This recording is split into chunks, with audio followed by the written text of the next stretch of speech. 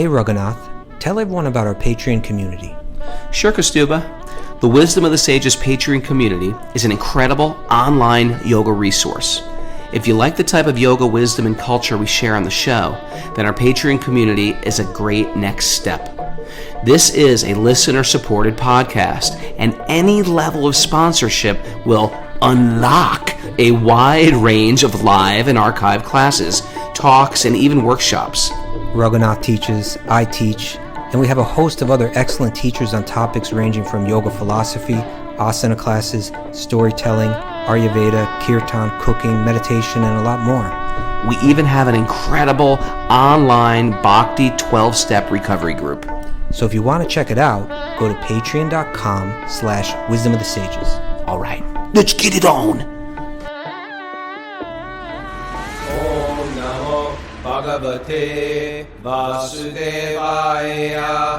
Om Namo Bhagavate Vasudevaya. Om Namo Bhagavate Vasudevaya.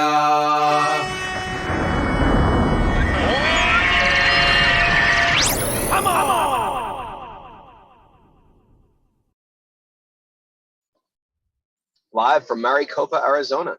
This is Wisdom of the Sages, a daily yoga podcast. With your host, Raghunath, and co-host and senior educator at the Bhakti Center in New York, Kastuba Das. Welcome to the show, everybody. Welcome to Arizona. Your setting is not quite as it's not quite as cinematic as yesterday. You really chose that well, the way that thing curved. That was good, wasn't it? Yeah. You know, yesterday, it was tough. From that time we did that podcast yesterday morning. Yeah. I drove till 10 o'clock at night. I gave you a call. You didn't answer me. You know what? Because I'm on the call with other people, I think. Okay. I have many people more that are calling important me. people. No, people just going through their stuff. They need a little ragu. I need a little. I need a little some ragu. people and then some people reach It was out. probably you desperately reaching out to other people. Help me! A little bit. I'm going through an existential crisis out on the road. I did do that too. Okay, a little back and forth. But I was a little out of my body, and I barely slept. And then I drove to Arizona to visit my sister, and I slept there. I stayed up late talking to her because I never see her, and she's very nice. Okay. And she lives in Tempe. And then I woke up at 3:45 this morning and got back on the road, and I'm just outside of Phoenix right now. Okay. But I was so exhausted. But let me tell you this, man. Yeah. It was so beautiful driving in. I drove from Albuquerque to Phoenix. You take a left turn at the Albuquerque. Left turn. That's all people know about Albuquerque. Albuquerque is beautiful. All right. But it was so breathtaking driving through these mountains in Arizona. And there was it never rains in Arizona. There was a lightning storm, a massive lightning storm. And you're on the top of these mountains just watching lightning go off in these valleys below you. It was like, it was quite a breath. If I wasn't I've had rides like that before. It was just so beautiful. Yeah. It's like watching fireworks or something. It's like watching fireworks. Hey, Kastuba, what I didn't do yesterday out of my delirious delusion, I didn't thank everybody who purchased my book pre-sale. Yeah. It made like the publisher called me yesterday, like, I can't believe what's going on with your book. You've made it into like these top 5,000 of all books in, Amazon of that have been sold. So what we're trying to do is go through these bigger marketplaces like Amazon. To their strategy is to get to the New York Times bestseller list. Right. Now, it might be a long stretch, but I tell you, it got number one, thanks to everybody in our community. It got number one on yoga, on music, and on, strangely enough, Ayurveda. Awesome. And I really want to thank everybody who purchased it, even though it's, we like to get things immediately, okay, I want it by tomorrow. So this is a pre-sale, so you don't get it. So thank you. But it helps. Yeah, it really, really helps. And people in bigger positions take notice of that. And everything's an algorithm nowadays, right? Everything's an algorithm. But anyway, if you didn't do it, you can check out on my Instagram. I put a link to it. And Road Rage from our Zoom call, Mathur Nanda. He made this great little video, and it got shared. So that's one thing. If you like to do some service, it's a story about a person's coming into their spiritual life, and I'm hoping that everybody finds their own story within my story in the same way. On anybody's journey, you can sort of say, oh, that's my journey. I struggled with this, and this was my attachment. I did that exactly when I read Radhanath Swami's book, even though it's not my story. I was like, yep, that was me going through my thing. And so anyway, it's a good book to give to somebody as well, because a lot of people are out there, and material life oftentimes just doesn't satisfy them. And instead of just like switching seats on the Titanic, which is like what a lot of people do. Okay, this isn't working out for me. I must change partners. I must change locations. I must change careers. I must change. And sometimes we have to do those things, but sometimes we just say, well, I thought she was the person of my dreams. Now I'm going to find another she to be the person of my dreams. But if you've had enough with the material world, and people like this, they're like, no, it's not a she, it's not a he, it's not a place, it's not a it, it's not, an upgrade of my car. I need spiritual life. And I think that's where the people listening to this podcast are. They realize there's something more to this world. So I shared my story, and I hope you can see your story. So if you have someone sitting on the edge of their story, maybe get the book for them as a gift. And anyway, okay. I really appreciate it. Go to that link, or just go to Amazon and just write Ray Raghunath Cappo in there, and it's called From Punk to Monk. I can also put the link in the show notes as well for the pre-order. There you go. Thank you, Miss Mara. You're welcome. All right, Mara, do you have any announcements today? I do. We got back to recovery group meetings today. The men meet at noon and the women meet at 2 p.m. And then tomorrow, Michelle Berger is offering an asana class for our Patreon members at 6 p.m. Mangala Chitra.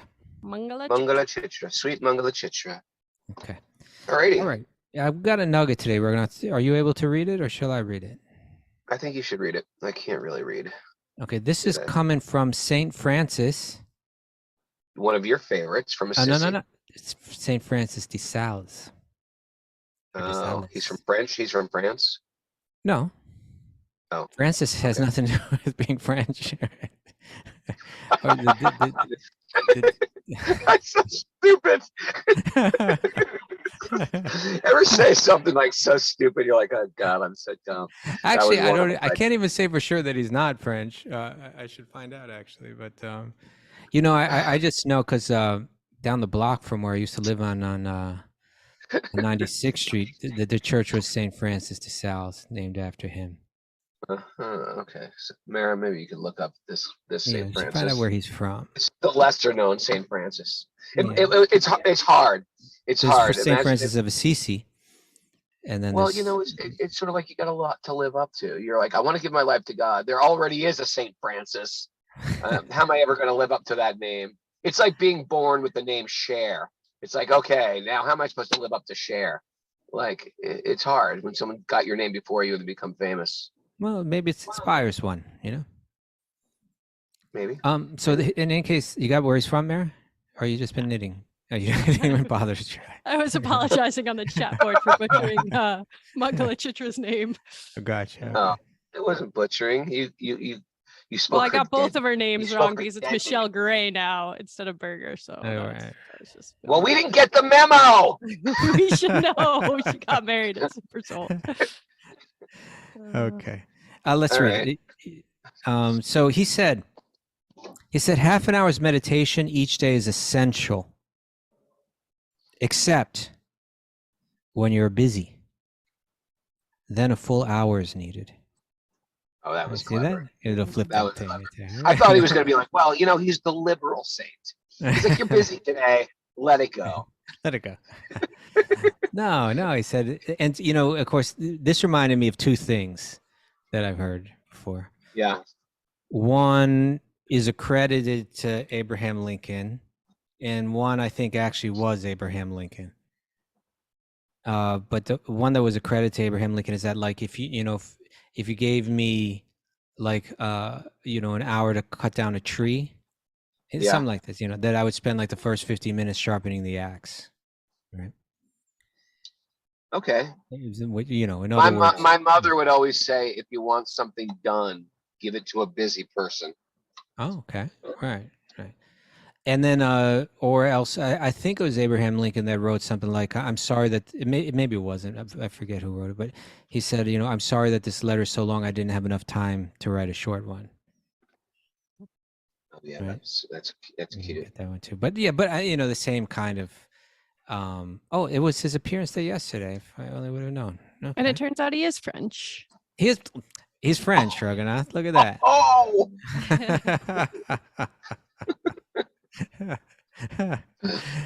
Oh, but in just any when you case, think I'm an idiot. Just when you think I'm an idiot. no, It's you like, were right on it. no, You were right little on genius. it.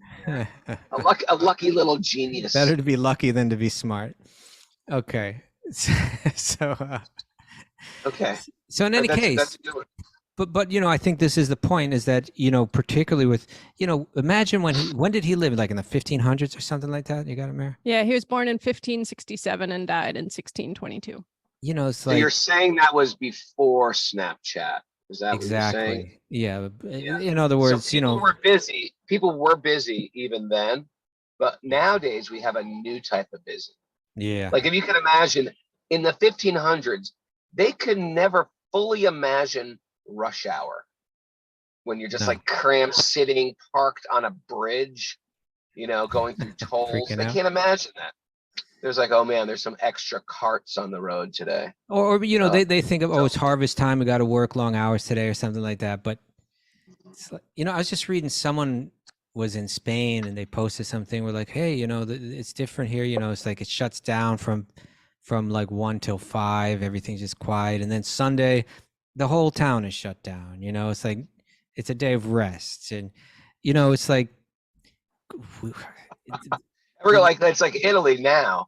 You go in Italy, it's like, we're Americans. We're used to like Walmart 24/7. I want it open. And it's like, okay, let's go out and get some pasta. And they're like, oh, no. All the restaurants, they're closed. well, Why? It's you like open it 4 up. o'clock. It's at 4 o'clock. Everything closed at 4 o'clock. I'm like banging on the window. Come on, just make me some fusilli, please. Huh. No, they take time. After lunch, you take time, and then you eat again in the evening time. Yeah. So we are living in a world like that St. Francis here, had no clue about, right? So many centuries ago. But what he's saying is probably more important than ever before. That if we don't get our head straight, this world is going to drive us completely nuts. It's like, Right. if we don't slow down and take and discipline ourselves, that we're going to take our mind, sit down. I sit down, take a few deep breaths, sit still, bring my mind to this mantra, right? And try to enter into it, and try to go deep into it. Try to absorb the mind in it. This is what's going to give us sanity. Or when he says meditation, I'm assuming he's probably including other things like the contemplation of sacred texts. That if we don't set aside some real quality time for this world is going to drive us completely nuts. And we don't have to look far to see the suffering that all of this busyness creates for people. Now, of course, there's people who say, now you guys chant a lot on your beads. Maybe we should do less chanting and more like service in the world, or less chanting and more XYZ. Yeah, they're not diametrically opposed. Yeah. Mutually exclusive. Good point. And my point is, people who are very focused on their japa and their chanting, in this, you'll notice in this tradition, even when they're chanting like super extra rounds, some people chant 8 hours a day, or they make a vow for a month to chant 8 hours a day. Yeah. They find they have more time, because what happened, and that sounds crazy, and like there's no way, if you're chanting 64 rounds, you have more time. It's just because you're so succinctly like focused on what's important and what's unimportant. And let's face it, we dally in the unimportant. Oh yeah. We dilly-dally there. We dilly-dally there. We dilly-dally, and we fiddle-faddle.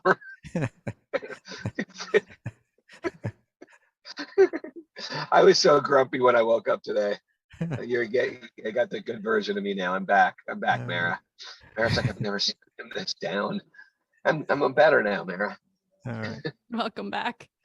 All right. Thank So you. make that time, like don't be if you're taking up an interest in bhakti and you're thinking, it makes so much sense to me, and there's a beauty in it. There's a beauty in the philosophy. There's a beauty in theology. There's a beauty in the culture. I really like it. I got a little faith in it. I wish I had more time for it. And find a way, block out some time for that meditation every day. Block it out, right? Even if it's a short time, start there. You'll see it'll grow. But like with it, we're talking about setting intentions yesterday, right? Set an intention, draw a boundary, and then work with that, and you'll see it'll grow. Mara's been we've been like chanting verses, not verses, but songs together. Oh, yeah. She's taking care of the deities at home, and I'm chanting. And she's chanting in the morning time. Yeah. It's like checking, even though I'm on the road, we're sort of like just checking in with the deities, checking in with that morning, waking the deities, Anchors you. Winding down at night. And then also just reading some Harikatha every day, some stories about Krishna. And it's that little bit of day, and it actually enhances not just your time and with your priority, but as you were saying, it helps you cope with all the the curveballs that get whipped at us in the course of the day. Hey, you know what? When you said chanting 64 rounds, I wanted to throw something out there too. I meant to mention the 64 round challenge. No, that just a few days ago, a devotee that I knew passed away. Do you know? He was from Boston. His name was Chaitra Guru. I didn't know him. Do you know him? His whole family is kind of like they. I in my early days as a monk, I spent a good amount of time in the temple in Boston. Yeah. On Wealth Avenue. And then I actually became the president of that temple for about a year and a half. I'd vote for you for president of the United States. Okay. I think you've got more together than our options out there. These guys. In any case, but Chaitra Guru, he was Trinidadian.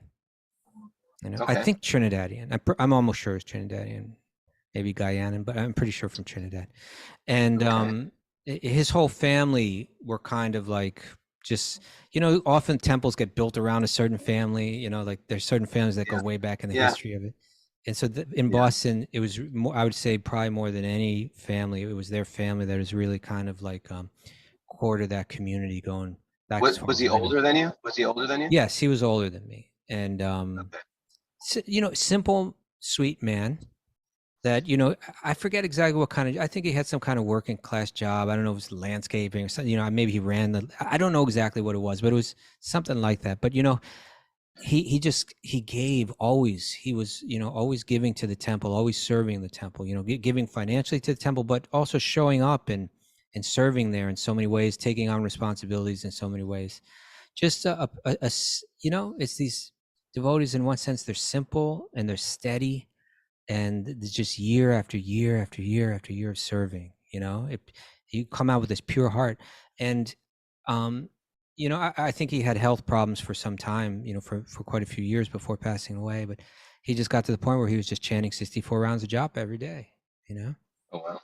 You get to the, so all of this service that you do, even if you have a busy life, which I'm sure he had, I forget how many kids, 3 or 4 kids, I believe.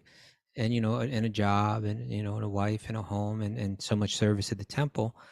But, he kept his meditation going steadily. And then as when he got old towards the end of his life, he got deeper and deeper and deeper into that meditation, that's where we want to go, keep the practice. Don't become discouraged if it's hard. Don't become discouraged if you don't have a lot of time. Don't become discouraged if you feel like, the time that I'm giving, I really don't feel like it's going. Just keep steady at it, try to improve it, but stay steady, and it will pay off. These will be the thoughts in your mind at these tough times. And then also Krishna will also enter your mind. It's not just you're coming to Krishna. Krishna's you've indebted yourself to Krishna, and Krishna's not coming to you.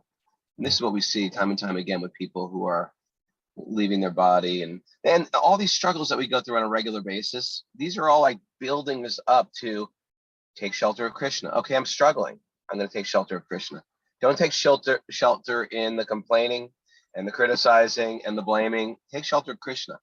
Yeah. And All right. okay. All right, let's dive into the verse. Yeah. It's all you. I'll do the mantras. Yeah. Narayanam namaskritya naranchaiva narotamam devim saraswatim vyasam tato jayamandiraya. Before we start the Srimad Bhagavatam, which is our very means of conquest, one should offer respectful obeisances to the Supreme Lord Narayan, unto Narayan Rishi, the supremmost human being, unto Mother Saraswati, the goddess of learning, and to Srila Vyasadeva, the author. Nasta prayeshu badrishu nityam bhagavat sevaya bhagavati uttama shloke bhaktir bhavati naishtaki. By regular attendance in classes in the Bhagavatam and by rendering service to the pure devotees, all that is troublesome to the heart will become eradicated, and loving service to the Supreme Lord, whose praise of transcendental songs will be established as an irrevocable fact. Om Agyana Tamarandasya Gyananjana Salakaya Chakshuru Unmadatam Nena Tasmai Shri Gurave Namaha. I was born in the darkness of ignorance. My teachers are opening my eyes with the torchlight of knowledge. I offer obeisances to their lotus feet. Reading. Where are we reading, sir? This is Srimad Bhagavatam, Canto 6, Chapter 3, entitled Yamaraja Instructs His Messengers. What is the Italian? Hey, Yamaraja! Well, that's actually how you're meant to pronounce it, right? It's Yamaraja. Hey, Yamaraja, come on. Manjari, Yamaraj. We always say Yamaraj, but really the precise pronunciation, I suppose, right? It's Yamaraja. And he's instructing. This will be the third and the last chapter that's describing the story of Ajamil, right? The man who was born as a Pakka Brahmana, right? In a Pakka Brahmana family, very religious, clean living person, right? But he let it all slip away, lived a dirty, down low life, threw it all away. But at the last moment, part of what was in him from before came back to the surface, and at the last moment, he called out the name Narayan as the messengers of Yamaraja were coming. As the Yamadutas were coming to pull him out of his body and drag him down to the nether regions. He called out, just to call his son's name, he called out that name, but that name was the name of Lord Vishnu Narayana.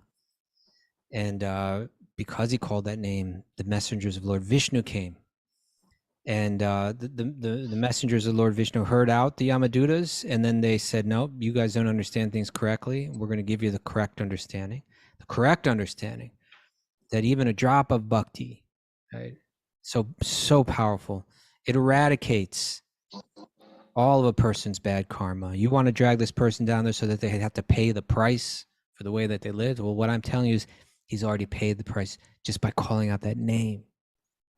And the Yamadutas kind of were like, what? We don't get it. This has never happened before. We generally we carry the authority of Yamaraj wherever we go, and no one can challenge our authority. But these angelic beings just came down and started speaking about Dharma in a way that we've never heard discussed about, and apparently they're representing someone else that's more powerful than Yamaraj. What's going on? So now they've gone to Yamaraj. Yamaraj is one of the 12 Mahajanas, right? One of the counted as one of the great souls that really is qualified to speak on Dharma. Their words are considered particularly authoritative, and so Yamaraj is they're gonna present their questions to Yamaraj, and he's gonna respond in chapter 3. Mara, do you know the 12 Mahajans? 12 Mahajans. Trivia question for I Miss did. Mara. She does. Brahma, Narada, Brahmanarda. Yamaraj, Okay. 3. Shiva, 4. Yep. Manu, Bhagavatam. Okay. Manu, Janak, good. Janak, yeah. Jana, good. That was a hard one. Kapila, Yeah. Ooh. How many am I up to? 7? 7. Sukadev Goswami. Yeah. Yeah, that's a good one. Gosh, I'm not getting any help on the chat board. Ali Maharaj. Oh, here. Oh, you can't do that, Mara. No. Oh, Get the off 4 the chat. Kumars. 4 Kumars. That only count as 1, but 4 They only Kumars. count Okay. as one. Is that 12? No, that only counts as 1. No, I mean, am I up to No, how many that's do I 9. That's not pretty good. Did you, Prahlad? did you say Bali? Prahlad, yes. Prahlad? She said Bali. Okay, And so that's Prahlad. 10, 11. Bali. One more. One more. I can't even think.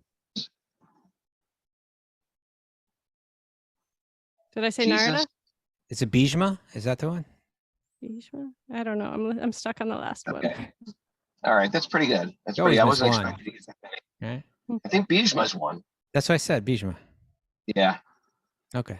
it's I think- Bhishma. It's not Vyas. Yeah. Very good, Mara. You All passed. right. Well done, Mara. Good enough. Good enough. Okay. Text 1. King Parikshit said, "O Lord Shukadeva Goswami," or it's sage level number 2, all right, which is Maharaj Parikshit questioning Sukadeva Goswami. He says, "Oh my Lord Sukadeva Goswami, Yamaraj is the controller of all living entities in terms of their dharmic and adharmic activities. But his order had been foiled when his servants, the Yamadutas, informed him of their defeat by the Vishnudutas, who had stopped them from arresting a Jamil. Who had stopped them from arresting a Jamil. What did he reply?" Right? They're being questioned. How did he respond to the Yamadutas? "O great sage, never before has it been heard anywhere that an order of Yamaraj has been baffled. Therefore," Mhm. yeah, right. It's like, the messengers of Yama come, there's nothing you can do. You're helpless, right? That's the standard, right? Everybody would send them off if they could, but nobody can. Right. But this case, it had happened. What was that all about? So, O great sage, never before has it been heard anywhere that an order from Yamaraj has been baffled. Therefore, I think that people will have doubts about this, that no one but you can eradicate. Since that is my firm conviction, kindly explain the reasons for these events." Sri Shukadeva Goswami replied, "My dear king, when the order carriers of Yamaraj were baffled and defeated by the order carriers of Vishnu, they approached their master, the controller of Samyamani Puri and master of sinful persons, to tell him of this incident. The Yamaduta said, 'O dear Lord, how many controllers or rulers are there in this material world?'" Vishwanath Chakravarti Thakur comments that they were actually quite upset at this point, like almost like angry with him. They're his loyal servants, Yeah. but they were disturbed, Like, you didn't inform us. There's other controllers other than you. We thought you were what's going head on? honcho. So they said, "My dear king," the Yamadu said, "Oh, my dear Lord, how many controllers or rulers are there in this material world? How many causes are responsible for manifesting the various results of activities performed under the 3 modes of material nature? If in this universe there are many rulers and justices who disagree about punishment and reward, their contradictory actions will neutralize each other." Right? It's kind of like when the kid goes to one parent and doesn't get what they want, and then they go to another parent, Yeah, I've done that. It's a good one. And no one will be punished or rewarded. Otherwise, if their contradictory acts fail to neutralize each other, everyone will have to be both punished and rewarded. The Yamadutas continued, "Since there are many different karmis or workers, there may be different judges or rulers to give them justice. But just as one central emperor controls different departmental rulers, there must be one supreme controller to guide all the judges." Right? Mm. Like you can go to a court of law and lose a case, but then you can appeal it to a higher court, right? Mm. But it's got to end somewhere. It's got, so the Supreme Court is where it ends, right? So where does this end? They're asking. The supreme judge must be one, not many. It was our understanding that you are that supreme judge and that you have jurisdiction over the demigods. our impression was that you are the master of all living entities, the supreme authority, who discriminates between the pious and the impious activities of all human beings. But now we see that the punishment ordained under your authority is no longer effective, since your order has been transgressed by 4 wonderful and perfect persons. We were bringing the most sinful Ajamil toward the hellish planets, following your order, when those beautiful persons from Siddhaloka forcibly cut the knots of the ropes with which we were arresting him. As soon as the sinful Ajamil uttered the name Narayana, these 4 beautiful men immediately arrived and reassured him, saying, "Do not fear, do not fear. We wish to know about them from your lordship. If you think we're able to understand them, kindly describe who they are." Oh, nice, huh? Yeah, it's like they're doing the same thing every day. They got a career, they've got a job every day, same thing every day. I'm taking out the garbage. It's Wednesday. I pick up the garbage. We dump them into the truck. And all of a sudden, things are flipped. It's like we take souls to lower planets for punishment on a regular basis. And all of a sudden, these 4 breathtakingly beautiful people show up and say, no, no, no, not this sinful person. This sinful person has done all works of charity, all good things. Whatever it is, this person is saved. What's going on? Okay. Sukadev Goswami said, thus having been questioned, Lord Yamaraj, the supreme controller of the living entities, was very pleased with his order carriers because of hearing from them the holy name of Narayan. He remembered the lotus feet of the Lord and began to reply. Mm. Nice, huh? It's like, I generally don't hear that from these guys, right? These are guys that like working down and the, These are tough guys here. Yeah, but no, they're talking about Narayan, and just hearing them say Lord Narayan's name is like, oh. Yamaraj said, "My dear servants, you have accepted me as the supreme, but factually I am not. Above me, and above all other demigods, including Indra and Chandra, is the one supreme master and controller. The partial manifestations of his personality are," I'm going to quiz you, Raghunath. What do you think he's going to say here? Prajumna, Aniruddha, like that? No. That's one. But he says, think more material realm.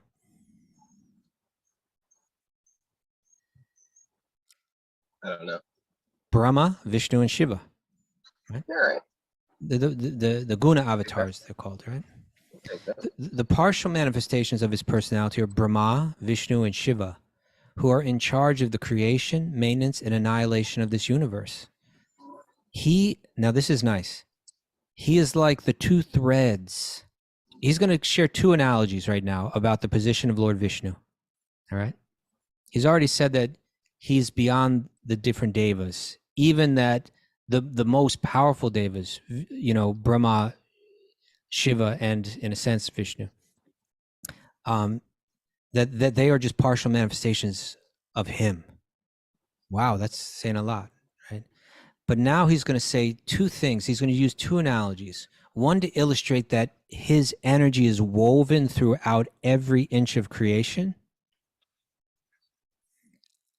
and another to illustrate how he's in complete control. Nothing's outside his control. So he says he is like 2 threads that form the length and breadth of a woven cloth, right? This universe is a cloth, right? There's not one thread within that that's not his energy, right?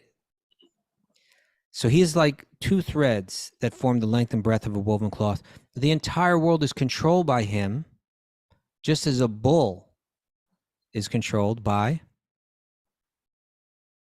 a ring in his nose. Yeah, a rope through its nose. Yeah, a rope. It's impossible. Ever see those? I have. It's like it's impossible to control a bull, but it's like, so it's like my father used to grab me by my ear. You know what I mean? Once he's got me by my ear, he's like, he's got me. I can't do anything. Yeah, when you have that rope through your nose, really, like even a child can just direct you wherever they want Yeah. to direct you. Yeah. Okay, so here's the commentary. Let's read this commentary. You ready? Ready, Raghu? Yeah. Go. The order carriers of Yamaraj suspected that there was a ruler even above Yamaraj. To eradicate their doubts, Yamaraj immediately replied, yes, there is one supreme controller above everything. Yamaraj is in charge of some of the moving living entities, namely the human beings. But animals who also move are not under his control, right? That's not even in his jurisdiction. Mm. Only human beings have consciousness of right and wrong. And among them, those who perform sinful activities come under the control of Yamaraj, right? Therefore, Yamaraj is a controller. He is only a departmental controller of a few living entities, right? Relatively. Mm. There are other demigods who control many other departments, but above them all is one supreme controller, Krishna. Ishvara Parama Krishna. Oh, I can't. Are you muted, right? No, Ishvara Satchidananda. Parama Krishna Satchidananda Vigraha. That's right. Ishvara Parama. So here Prabhupada is quoting, it's text, the first text, at least, the Brahma, he's quoting a text called Brahma Samhita, which is a beautiful, incredibly rich ancient text that we only have one chapter from, right? So we have, it's kind of like the rest of it was lost in antiquity, right? Yeah. But that fifth chapter begins with this is text number 1 of that fifth chapter. Ishvara Parama. There are many Ishwaras, there are many controllers, different department heads and so on. But Ishvara Parama Krishna, if you go to the top, the one that's who they all report to in a sense, right? Then that would be Krishna. Ishvara Parama, the highest, the supreme Ishvara, the supreme controller is Krishna. Satchit Ananda Vigraha. He has a form that's eternal, that's composed of eternality, knowledge, and bliss. It's a nice way to analyze. Okay, go on. Yeah, no, go ahead. I'm just saying it's a nice way to analyze the world and controllers. We like to think like, I don't believe in a higher power, but we have higher powers that, when we're kids, our parents are our higher powers. And then sometimes the teacher can expel us from school and our parents can't do anything about it.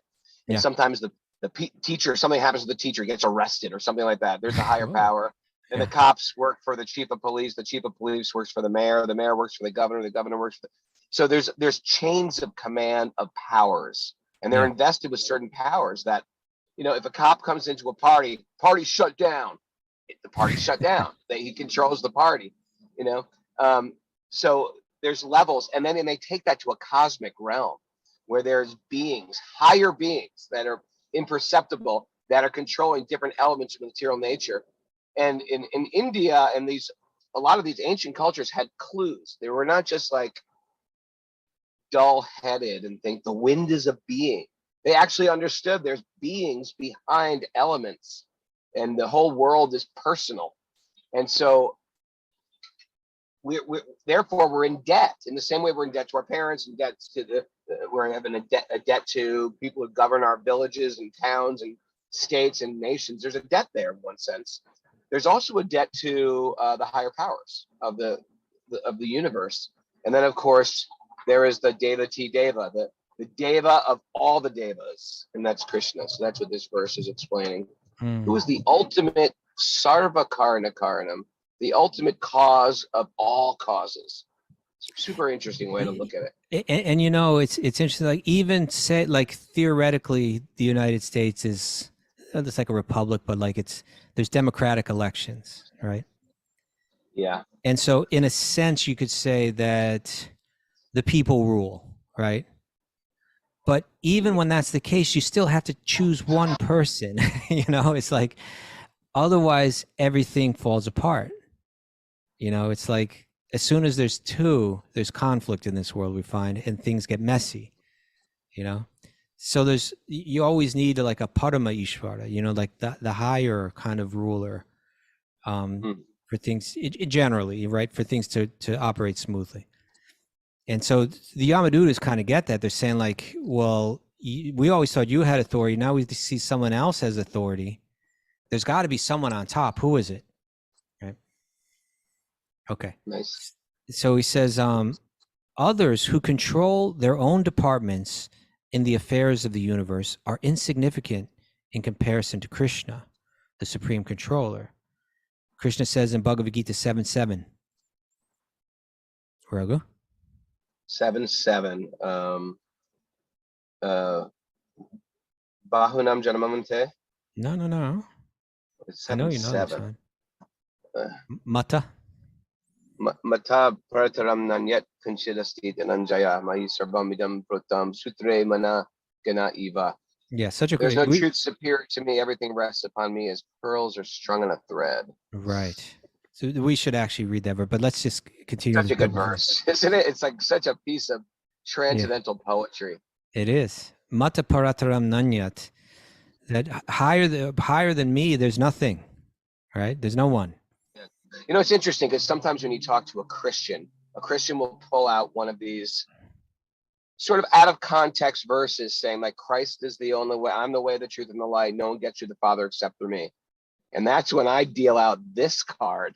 I'm like, oh yeah, really? I've got a book that's a little bit older than the New Testament.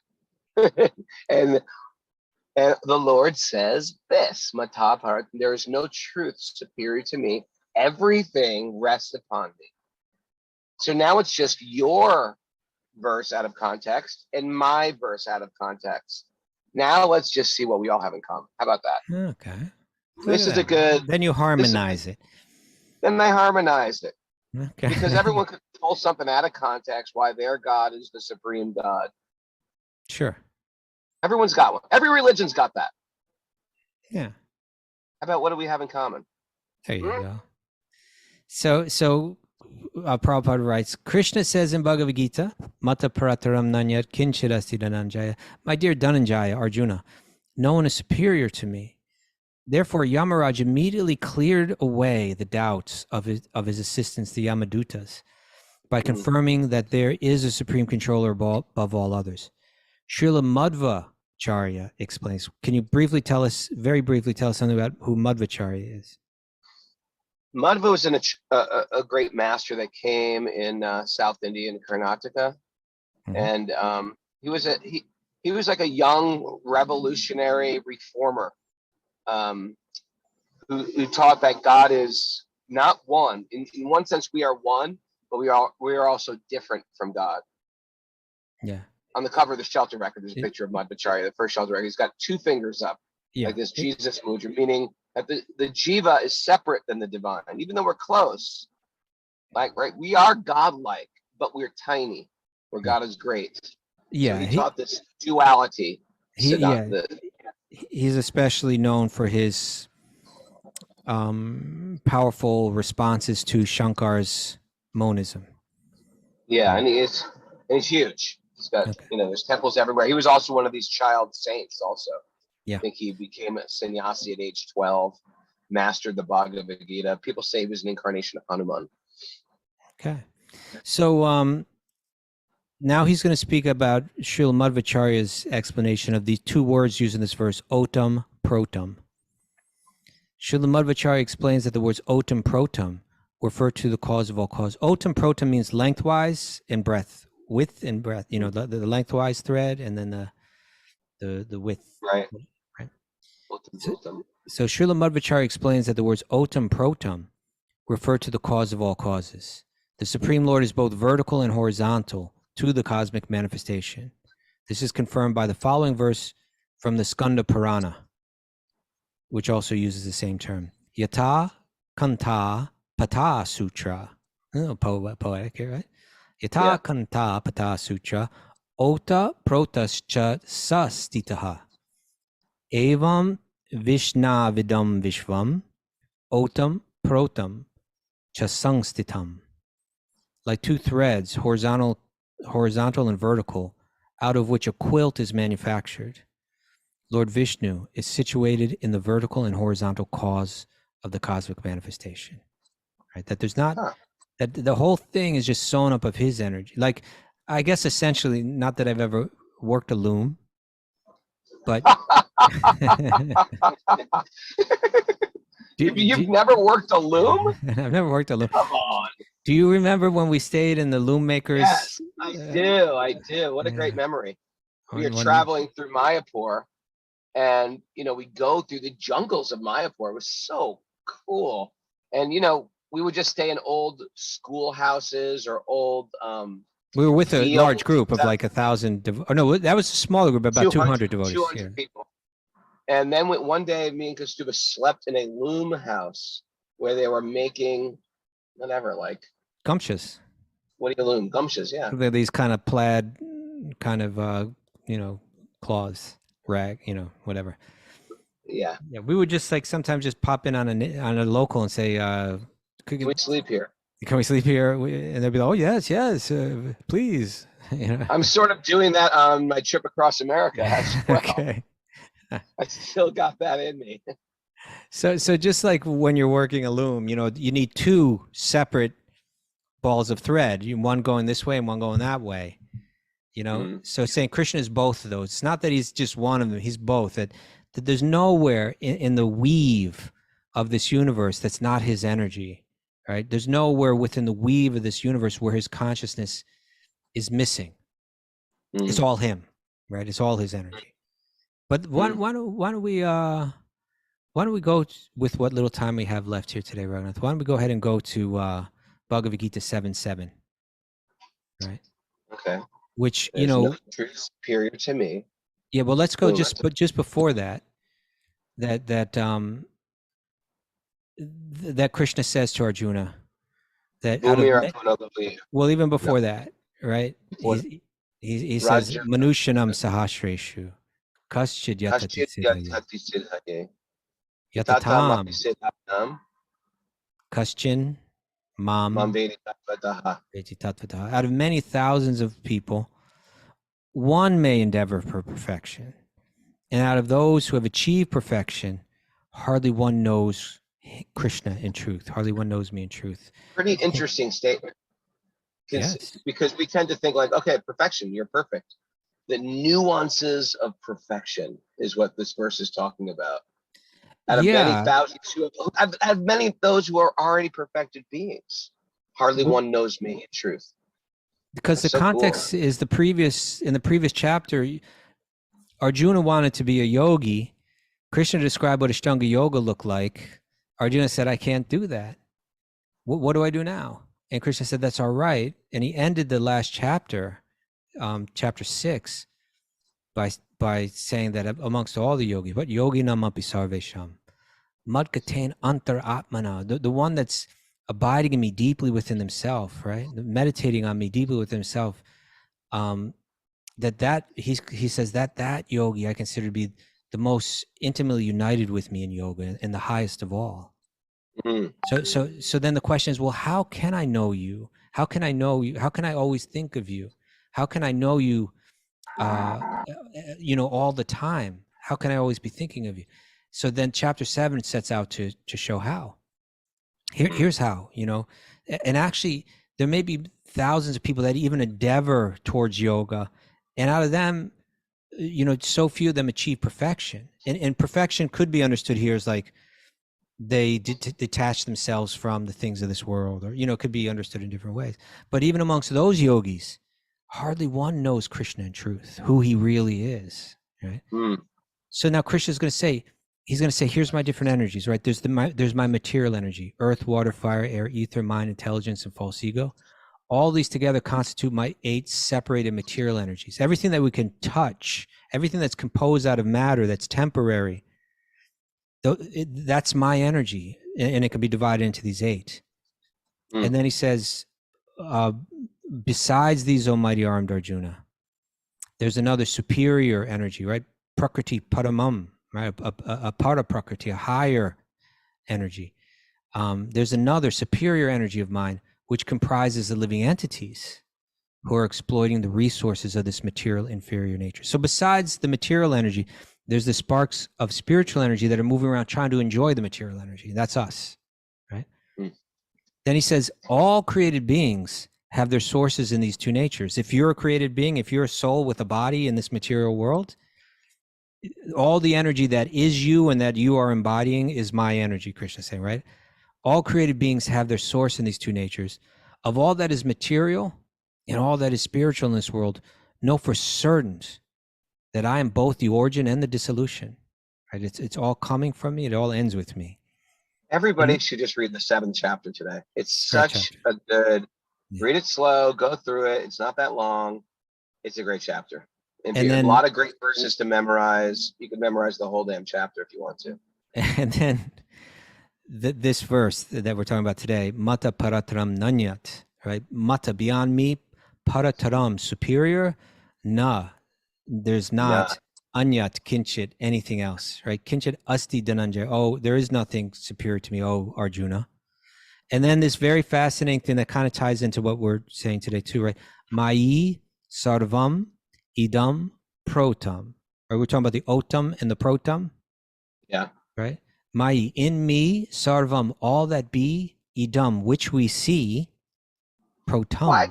Yeah, we got this is really good poetry, right? All that Mayi, be what I see in Mayi me. in me, Sarvam, all that be, Idam, which we see, Protam, is strung. Sutre, on a thread, Mani Gana, like pearls. And Mani Gana, Eva, just like pearls. Right there. Yeah, you see someone wearing some beads or some pearls that where the beads are practically touching each other. It's as if they're floating. It's like what keeps it all together? What keeps all those beautiful jewels together? There's a lot of jewels out there in the material world. I'm driving through these beautiful deserts. I'm seeing these beautiful mountains. There's beautiful canyons, and they drove through some beautiful forests. What is the thread behind all of that beauty? Krishna is the thread behind everything. And the interesting thing about the thread, even though it's holding it all together, it's not in your vision. It's sort of You can't see hidden it. behind it all. No, you can you can't see you can it. infer that it's there, right? If Mm. you see a string of pearls, you know that there's a string inside there because of the way that they're all standing together. It would almost seem foolish to say, no, I don't see it. There's nothing There's no there. thread They're there. just there. Yeah, you They're can't just see pearls it, so why together. should I believe that it Watch, exists? you show me. I'm from Missouri. You show me where that thread is. How did they get that name, the Show Me State? Mara, look that up. How Mara, did they yeah, get the we name, need the to Show know. Me State?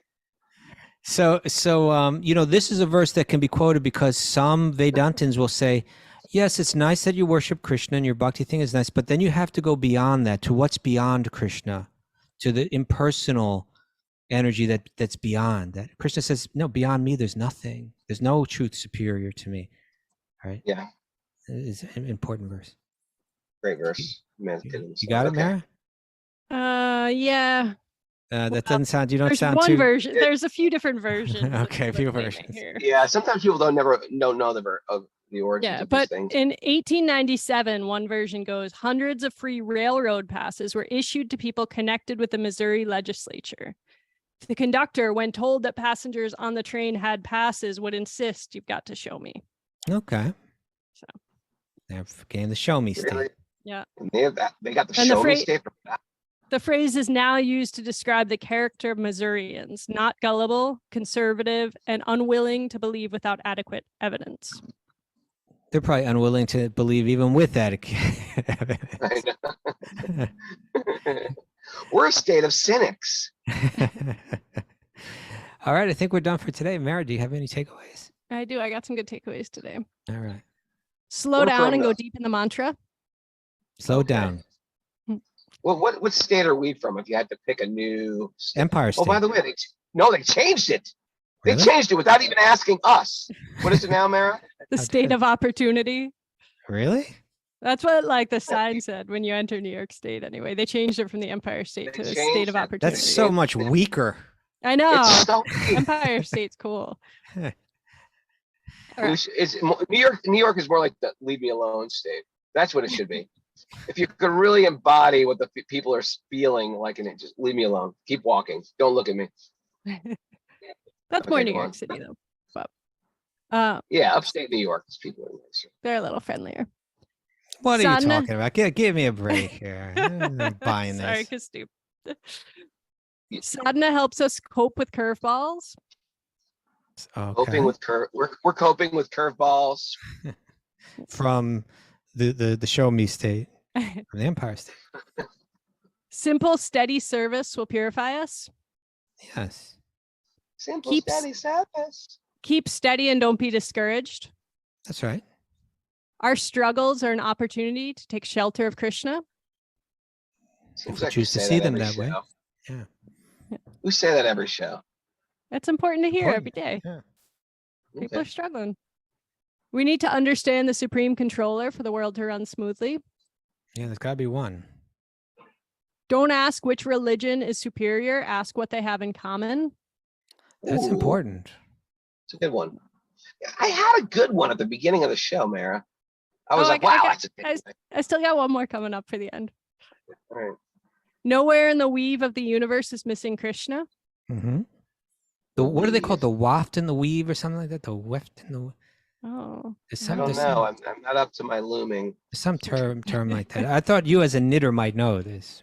I don't know it. The waft These and knitters, the they're- weave. The it's weft, like the these- weave and the these- weft. The warp and the weft. Oh, The Mara is like these knitters. You think they know everything about like natural fibers and putting things together? They have their own No. niche. They We don't know crochet. nothing. They're anti-crochet. Crocheters are like the enemies of the knitters. not I would true. like to see the What knitters. about and the- macrame? Oh, forget them. They're like, Forget those guys. All right, they're back like to how our how we treat Canadians. They treat the macrameers. It all starts and ends with Krishna. That's right. Yes. And Mhm. Sorry, Canadians. don't dilly dally in the unimportant. Oh, okay. Oh yeah, don't dilly daddle in the fiddle faddle. Don't dilly dally in the fiddle faddle. That's what I was talking. Don't dilly dally in the Don't what? In Fiddle the battle. no, In the don't fiddle unimportant faddle. was what I said. Roger don't says dilly fiddle- I said dally don't in the dally. unimportant alley. I said don't dilly, and you said I said don't dally, and you said I yeah, said don't dilly dilly dally. And I was like don't dilly daddle with fiddle. I remember that, Raghunath. It was a cherished moment. Oh God. I don't know if I love Arizona or hate it. I can't tell. It's like everything is so perpendicular and parallel here. There's a beauty in the space, I suppose, right? Well, Sky is no, very no. beautiful. Well, no, I love the desert. Even though the Bhagavatam says the desert's sinful, I love the desert. I love desert blooms. I don't Yeah, love but if you desert had to grow plants. food there, you might think different. Well, If you were to ways start, if you were to reforest the start, desert. like if you were to start an agrarian community, you might not want to. Well, if you'd have to harvest water, you have to collect water. But you know, everything's Yeah, but clean. it hardly rains. But everything looks like this. Strip Let me hold malls? it. Hold on, I didn't see it. I gotta blow Everything you up. it's like everything is a strip mall. Oh, that I don't like. I mean, it's everywhere. We don't see strip malls where we live. We don't see malls. We don't see like, the only thing we see first time are gas stations. But even that, it's still. But anyway, it is nice. It's clean. The sister's nice. The kids are nice. Are you gonna reach California today? Yeah, in 5 hours.